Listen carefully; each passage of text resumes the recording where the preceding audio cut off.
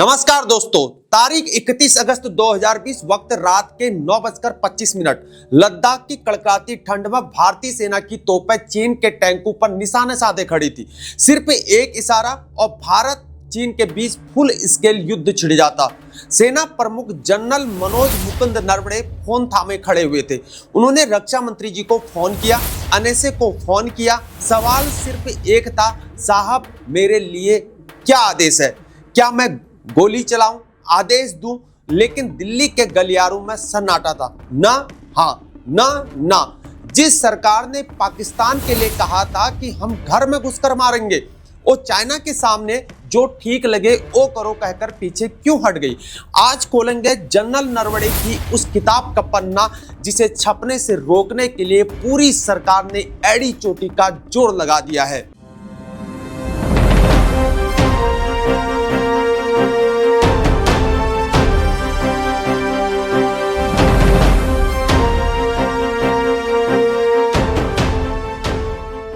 अभी हाल ही में संसद में भारी हंगामा हुआ। राहुल गांधी जी संसद में पूर्व सेना प्रमुख जनरल नरवणे की किताब 4 स्टार्स ऑफ डेस्टिनी का एक हिस्सा पढ़ना चाहते थे, लेकिन सरकार ने उन्हें रोक दिया। आखिर क्या है इस किताब में? क्यों पेंगुइन बुक्स की इस पब्लिकेशन को ऐन वक्त पर रोक दिया गया? इस किताब की पांडुलिपि यानी कि मैन्युस्क्रिप्ट द कारवा के हाथ लगी है, जो एक ऐसी सच्चाई को बयान करती है जो प्रधानमंत्री मोदी जी की मजबूत नेता वाली छवि को हिला कर रख सकती है।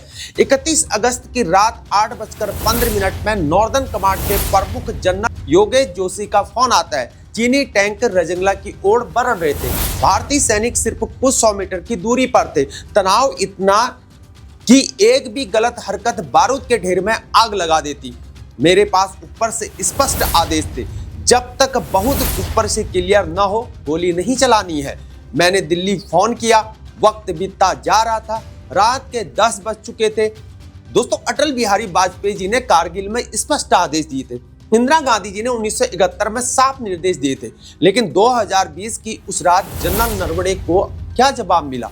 जो उचित लगे वो करो, रिस्पॉन्सिबिलिटी से पल्ला झाड़ लो। रात के 10:30 में रक्षा मंत्री राजनाथ सिंह जी का फोन आता है। उन्होंने प्रधानमंत्री जी से बात की थी। प्राइम मिनिस्टर का संदेश सिर्फ एक वाक्य था, जो उचित समझो वो करो। Do whatever you feel is appropriate. सेना प्रमुख ये लिखते हैं कि मुझे एक जलता हुआ आलू हॉट पोटैटो थमा दिया गया था। जिस फैसले की जिम्मेदारी देश के प्रधानमंत्री को लेनी चाहिए थी कि युद्ध होगा या शांति, और रिस्पॉन्सिबिलिटी अकेले सेना प्रमुख के कंधों पर डाल दी गई। ये सेना प्रमुख का काम नहीं है कि वो देश की जीडीपी, कोविड की हालत और ग्लोबल डिप्लोमेसी का हिसाब किताब लगाए। ये काम सरकार का है, गवर्नमेंट का है। लेकिन उस रात दिल्ली ने फैसला लेने से इनकार कर दिया।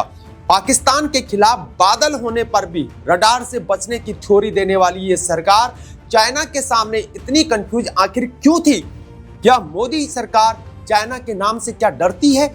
जनरल नरवणे की किताब के पन्ने यही इशारा कर रहे हैं कि चाइना के मामले में हमारी रणनीति मजबूती नहीं बल्कि अनरणि की शिकार थी।